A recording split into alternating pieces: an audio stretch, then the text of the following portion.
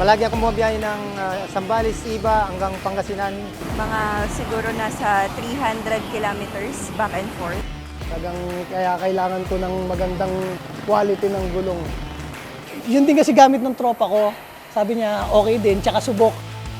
Magandang gamitin sa mga van, lalo ginagamit namin yung pangbiyahe yung mga van namin. Dati kasi sa ibang bansa pa galing yung mga gulong na Apollo, ngayon meron na sa Pilipinas, kaya nag-try na rin ako. Kaya nag-decide kami na mag-change na ng tire kasi nga magtatag-ulan, so para safe din kami sa road na iwas abala, gano'n.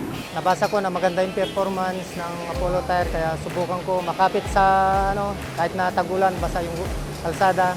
Si Apollo nyo, naka-promo today, so we grabbed the opportunity para dun sa promo ni Apollo. And then, we are positive naman dun sa magiging outcome. Halimbawa, na matry namin on the first ride si Apollo tire. Ayan. Kaya marami na akong nakikitang Apollo ang gamit.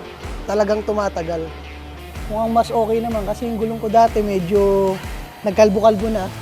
At saka 50 years na rin siya sa industry ng gulong.